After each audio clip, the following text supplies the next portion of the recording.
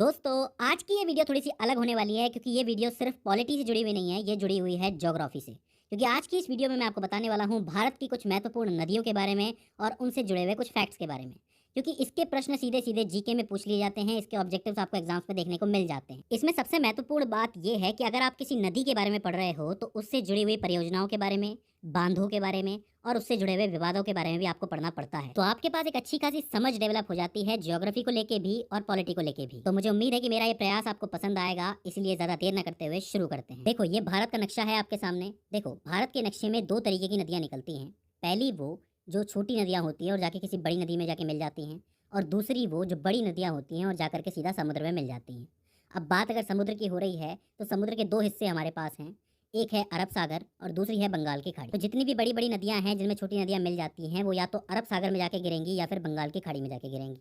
अब ये इस बात पर डिपेंड करता है कि वो नदियां निकल कहाँ से रही है। तो देखो, भारत में जो नदियां हैं मुख्यतः दो जगहों से निकलती है। एक तो हिमालय के साइड से यानी कि उत्तर भारत से, और दूसरा दक्षिण भारत से, जिसको आप प्रायद्वीपीय नदियां भी कहते हो, जो कि यहाँ के पठारों से निकलती है। तो अगर सबसे पहले बात करें हिमालय वाले हिस्से की, तो देखो यहाँ पे एक जगह है जिसको हम कहते हैं मानसरोवर। मानसरोवर से एक नदी निकलती है जो कि इस तरीके से होते हुए गुजरती है और यहाँ से जाते हुए सीधा अरब सागर में घुस जाती है। इस नदी को हम लोग कहते हैं सिंधु नदी। इसी सिंधु नदी पे हुआ है भारत और पाकिस्तान का सिंधु समझौता। लेकिन इस समझौते को समझने के लिए आपको कुछ एक चीजें जानना जरूरी है कि इस सिंधु नदी के नीचे ही इस हिस्से से 5 और नदियां निकलती हैं, जिसको हम कहते हैं झेलम, चिनाब, रावी, व्यास और सतलज। ये जो नदियां हैं ये आगे चल के पाकिस्तान से होती हुई जाके सीधा अरब सागर में गिरती है। बीच में पंजाब भी है। पंजाब का मतलब ही होता है 5 नदियों का प्रदेश।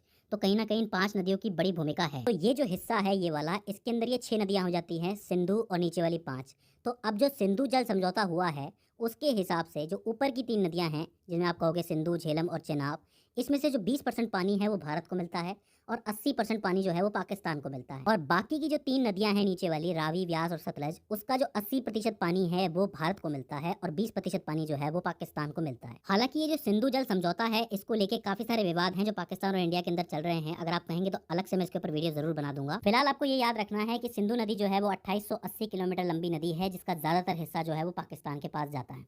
अब बात करते हैं अगली नदी के बारे में, वो है गंगा, जो कि निकलती है उत्तराखंड की गंगोत्री से। ये जो गंगा है ये 2525 किलोमीटर लंबी नदी है, जो कि यूपी, बिहार, वेस्ट बंगाल और बांग्लादेश से होती हुई जाती है और जाके बंगाल की खाड़ी में जाके गिर जाती है। अब यहाँ याद रखने वाली बात यह है कि गंगा को गंगा नाम सीधे नहीं मिल जाता है, उसके अंदर 2 और नदियां जाके मिलती हैं, तब वो जाके गंगा नदी बनती है। उसमें से पहली है अलकनंदा और दूसरी है भागीरथी। ये दोनों नदियों के मिलने से ही गंगा को गंगा नाम मिलता है। गंगा के अंदर और भी छोटी छोटी नदियां जाके मिलती है, जिसको आप संयोगी नदी कह सकते हो, जैसे कि कोसी हो गई, भागमती हो गई, घाघरा हो गई। कोसी का नाम आपने सुना होगा, बिहार की बहुत फेमस नदी है। तो ये भी गंगा के अंदर जाके मिलती है। तो गंगा के अंदर एक काफी लंबा समूह मिलता है जाकर के, ठीक है। और खास बात यह है कि जब ये गंगा नदी बांग्लादेश में पहुंचती है तो वहां उसका नाम बदल जाता है वहां के हिसाब से, और वो हो जाता है पद्मा। याद रखिए, गंगा तो हम इसको यहाँ कहते हैं, वहां उसे पद्मा कहा जाता है। अब यहाँ पे हम लोगों ने बात की संयोगी नदियों के बारे में, तो मैं आपको बता दूं कि उत्तराखंड से एक और नदी निकलती है जिसको हम कहते हैं यमुना। यमुना नदी जो है वो उत्तराखंड से निकलती है और जाके प्रयागराज में गंगा से मिल जाती है। आपने प्रयागराज के संगम के बारे में तो सुना ही होगा। तो ऐसे में यमुना जाके कहाँ मिलती है? गंगा जी के अंदर मिलती है। तो ऐसे में सबसे बड़ी संयोगी नदी कौन सी हो गई गंगा की? यमुना नदी हो गई। याद रखिए, यमुना के अंदर भी कुछ एक छोटी छोटी नदियां आके मिलती हैं, जैसे कि चंबल हो गई, बेतवा हो गई। ये यमुना की संयोगी नदी है और यमुना अपने आप में एक संयोगी नदी है गंगा की। अब अगर हम लोग इन दोनों की बात कर ही रहे हैं तो तिब्बत के मानसरोवर से एक और नदी निकलती है सिंधु के अलावा, जो कि असम से होकर गुजरती है, जिसको हम कहते हैं ब्रह्मपुत्र। हालांकि इंडिया में उसे ब्रह्मपुत्र कहा जाता है, लेकिन तिब्बत के अंदर उसको सांपो कहा जाता है। ये जो नदी है, जो ब्रह्मपुत्र है, वो 2900 किलोमीटर लंबी है, लेकिन भारत से सिर्फ इसका 915 किलोमीटर का भाग ही गुजरता है, ठीक है। तो ऐसे में कंफ्यूजन पैदा होता है कि भारत की सबसे लंबी नदी कौन सी है, तो वो गंगा जी ही रहेगी। ब्रह्मपुत्र लंबी है लेकिन 915 किलोमीटर का भाग ही है जो भारत से गुजरता है, इसलिए गंगा को ही सबसे लंबी नदी कहा जाएगा। अब ब्रह्मपुत्र की खास बात यह है कि भले ही ये भारत की सबसे लंबी नदी ना हो, लेकिन ये भारत की सबसे चौड़ी नदी जरूर है। असम में एक जगह ऐसी आती है जहाँ पे ये बहुत ही ज़्यादा चौड़ी हो जाती है और उसके बीच में द्वीप होते हैं। आपने सुना होगा कि समंदर के बीच में द्वीप होते हैं, लेकिन नदी के बीच में भी द्वीप होते हैं, जिसको नदी द्वीप कहा जाता है। तो इस ब्रह्मपुत्र के अंदर, असम के अंदर, एक माजुली नाम का एक द्वीप है जो कि बहुत फेमस द्वीप है, जो कि पूरे विश्व में सबसे बड़ा नदी द्वीप कहलाता है। उसके अलावा उमानंद नाम का एक बहुत छोटा नदी द्वीप भी वहीं पर ही है। तो नदी द्वीप से जरूर एक प्रश्न बनता है, तो आपको इस चीज का याद रखना है। अब ब्रह्मपुत्र के साथ मसला ये है कि जब ये बांग्लादेश पहुंचती है तो इसका नाम भी वहां जाके बदल जाता है। इसको हम कहते हैं वहां पे जमुना, यमुना नहीं जमुना। तो गंगा क्या थी? पद्मा हो गई थी बांग्लादेश आने के बाद, और ब्रह्मपुत्र क्या हो गई? जमुना हो गई। और जब आगे चल के ये दोनों भी मिल जाती है, मतलब ब्रह्मपुत्र और गंगा भी मिल जाती हैं, तब बनती है मेघना। इस चीज़ को आपको याद रखना है कि जो गंगा थी वो बांग्लादेश में क्या हो गई? पद्मा हो गई।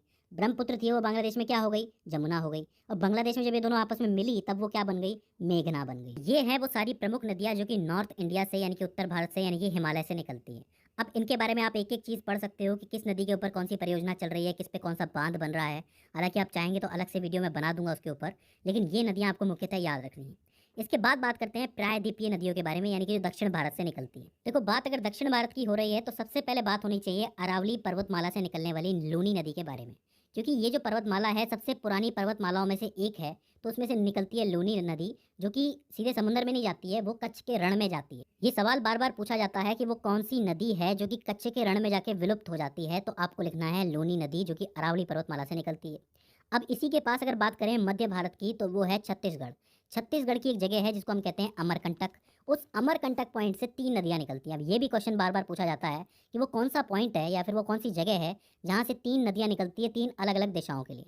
तो अब यहाँ से देखना, अमरकंटक से एक तो निकलती है सोन नदी, जो कि गंगा में जाकर के मिलती है, ठीक है। अब ये सबसे खास बात यह है कि ये दक्षिण से जा रही है उत्तर की तरफ, मतलब गंगा की तरफ। बाकी जो नदियां हैं वो ऊपर से नीचे की तरफ आ रही हैं, आप लोग देख सकते हो उत्तर से नीचे आ रही हैं। तो ये एक खास बात है सोन नदी की। क्वेश्चन बन सकता है कि वो कौन सी नदी है जो कि दक्षिण से गंगा जी में आकर के मिलती है, तो आपको लिखना है सोन नदी, ये अमरकंटक से निकलती है। दूसरी नदी जो अमरकंटक से निकलती है वो है नर्मदा, जो कहाँ जाके मिलती है, अरब सागर में जाके मिलती है। लेकिन खास बात यह है कि नर्मदा हमेशा रिफ्ट घाटी में से होकर गुजरती है, मतलब ये कुछ पहाड़ों के बीच में से होकर गुजरती है, जिसको हम रिफ्ट घाटी भी कहते हैं।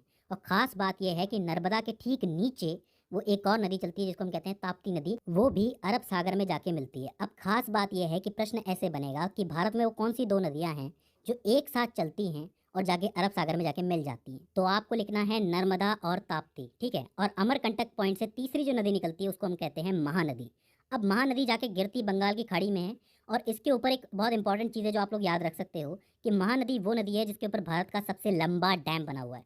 भारत का सबसे लंबा डैम कौन सा है, यानी लंबा बांध कौन सा है, हीराकुंड बांध। कितना लंबा है, तो इतना लंबा बांध जो है सिर्फ एक ही नदी के ऊपर बना हुआ है, जिसको हम कहते हैं महानदी। अच्छा, एक पॉइंट जो है वो नर्मदा से रिलेटेड है जो रह गया, कि जब नर्मदा नदी जो है आपकी जबलपुर से निकलती है तो वो एक प्रवाह पार करती है, एक तरीके का वाटरफॉल, एक तरीके का झरना होता है, मतलब पानी ऊपर से नीचे गिरता है।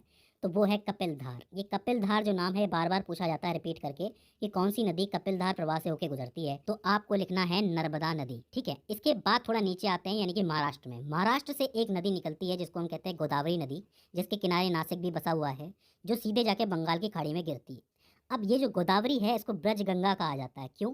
क्योंकि दक्षिण भारत में सबसे लंबी नदी कौन सी है, गोदावरी ही है। अगर पूरे भारत की बात करोगे तो गंगा है, और दक्षिण भारत की बात करोगे तो गोदावरी है, इसलिए इसको ब्रज गंगा के नाम से भी बुलाया जाता है। तो ब्रज गंगा के नाम से भी प्रश्न बन सकता है और दक्षिण भारत की सबसे लंबी नदी के नाम से भी प्रश्न बन सकता है, तो ये चीज़ आपको याद रखनी है।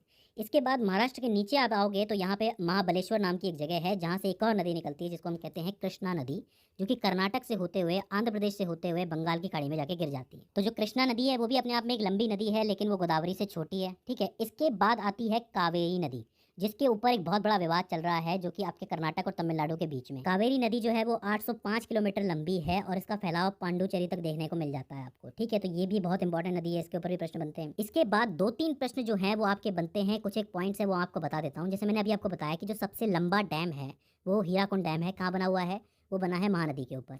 लेकिन जो सबसे ऊंचा डैम है भारत का वो कहाँ बना हुआ, तो वो जो बना हुआ है वो है सतलज नदी के ऊपर, और उसका नाम है भाखड़ा नागल बांध। इस चीज़ को आपको याद रखना है, सबसे ऊंचा और सबसे लंबा, इसके बीच में आपको बिल्कुल भी कंफ्यूज नहीं होना है, ठीक है। और एक इंपॉर्टेंट चीज़ है सतलज के बारे में कि सतलज से ही एक नहर और निकल रही है जो कि जाती है राजस्थान, उसको कहते हैं इंदिरा नहर या फिर इंदिरा कनाल। तो सतलज रिवर जो है वो कहीं ना कहीं पानी जो है वो प्रवाह करती है किधर, राजस्थान के अंदर भी करती है। अब चूंकि आपको पता है कि सतलज के ठीक ऊपर कौन सी नदी है, व्यास नदी है, तो व्यास का पानी भी कभी कभी इस नहर के अंदर आ जाता है, लेकिन मुख्यतः जो पानी होता है वो सतलज का ही होता है। तो अगर आपसे प्रश्न पूछा जाए तो आप सतलज ही लिखेंगे उसके अंदर, जिससे कन्फ्यूजन ना हो। तो दोस्तों ये हैं कुछ एक इंपॉर्टेंट नदियाँ जिसके बारे में मैंने आपको बताया है। हालांकि बहुत सी चीज़ें इसके अंदर छूट गई हैं, और भी चीज़ें होंगी तो मैं सेकंड पार्ट के अंदर कवर कर दूंगा। फिलहाल मुझे उम्मीद है कि ये जो मैंने वीडियो बनाई है ज्योग्राफी के ऊपर, आई होप आपको समझ में आई होगी और आपके लिए हेल्पफुल साबित रही होगी। अगर आपको लगता है कि मेरी ये कोशिश सही है तो आप प्लीज़ हमें कमेंट सेक्शन में ज़रूर बताइए। तो दोस्तों आज की इस वीडियो के अंदर बस इतना ही। सी यू इन द